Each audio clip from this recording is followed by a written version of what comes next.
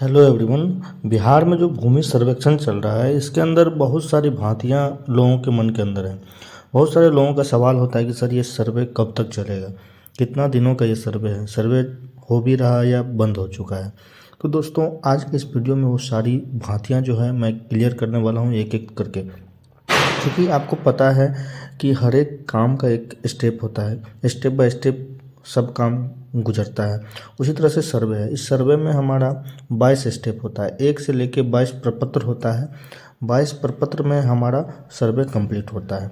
तो आज आप जान पाओगे कि आपका जो गांव है उस गांव में किस प्रपत्र तक अभी काम पहुंचा है, वो सारा चीज़ मैं आपको बताऊंगा। क्योंकि जैसे कि आपको पता है कि प्रपत्र 2 आप लोगों को भरना होता है, स्वघोषणा। तो उसके अलावा जितना भी कार्य होता है जो आपके गांव के अमीन के द्वारा किया जाता है, तो आपके गांव का सर्वे कहां तक पहुंचा, कब तक कंप्लीट होगा, वो सारा चीज़ मैं आपको इस वीडियो में बताऊंगा। आप वीडियो में लास्ट तक बने रहिएगा। जैसा कि मैंने आपको बताया कि हमारा सर्वे प्रपत्र 1 से लेकर प्रपत्र 22 तक में कंप्लीट होता है।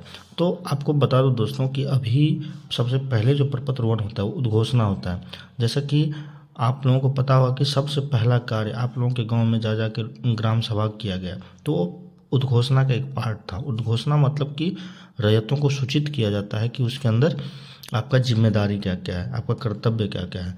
उसके बाद प्रपत्र 2 के अंदर स्वघोषणा है, जो कि आप लोग अभी फॉर्म भर के जमा करते हैं। ये सबसे मेन इम्पोर्टेंट चीज़ होता है स्वघोषणा।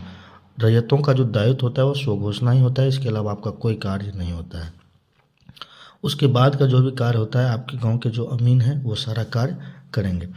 तो आप अभी प्रपत्र 2 अगर आप भरे नहीं हैं तो भर के जल्दी जमा कीजिए, क्योंकि देखिए स्टेप होता है, जब तक आप प्रपत्र 2 कंप्लीट नहीं करेंगे तब तक आगे कार्य नहीं बढ़ेगा। तो प्रपत्र 2 हो गया। उसके बाद प्रपत्र 3 जैसा कि आपको पता है कि वंशावली का प्रपत्र होता है। इसके अंदर जो भी पूर्वज की ज़मीन है या खतियानी ज़मीन है उसके अंदर वंशावली का एक प्रपत्र होता है, उसको भर के देना होता है। उसी तरह से आगे बढ़ेंगे तो प्रपत्र 4 के अंदर विवादित ज़मीन जो है उसका कार्य होता है।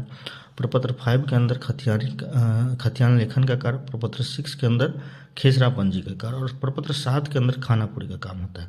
तो जो लोग पूछते हैं कि सर कब तक सर्वे चलेगा, अभी कहाँ तक हुआ है, कब तक कंप्लीट होगा, तो चूँकि देखिए आपको पता है कि प्रपत्र 2 ही अभी चल रहा है, तो सारा कार्य स्टेप बाय स्टेप आगे बढ़ेगा, तो इसमें समय लगेगा। तो प्रपत्र 7 तक में खानापुरी का काम होता है, एलपीएम बढ़ता है। उसके बाद देखिए ये सारा जो प्रपत्र 22 तक है वो सारा सुनवाई सबका प्रपत्र है। चूँकि खानापुरी होने के बाद, एलपीएम बढ़ने के बाद बहुत सारा चीज़ जो है जिसमें सुधार की आवश्यकता होती है। रैयतों को लगता है कि नहीं हमने इतना किया था, इतना ही हुआ, तो जो भी परेशानी होता है, जो भी सुधार की आवश्यकता होता है, वो जाके वहाँ पे ये प्रपत्र सबका अपना अपना एक नाम है, वो सारा चीज़ किया जाता है, जिसमें दावा भी किया जाता है कुछ, उसके बाद सुनवाई भी होता है। वो सारा चीज़ होने के बाद प्रपत्र 22 तक जाते जाते हमारा सारा सर्वे का जो भी स्टेप है कंप्लीट होता है, और यहाँ पे हम लोग फाइनल खतियान का निर्माण करते हैं, मैप का निर्माण करते हैं।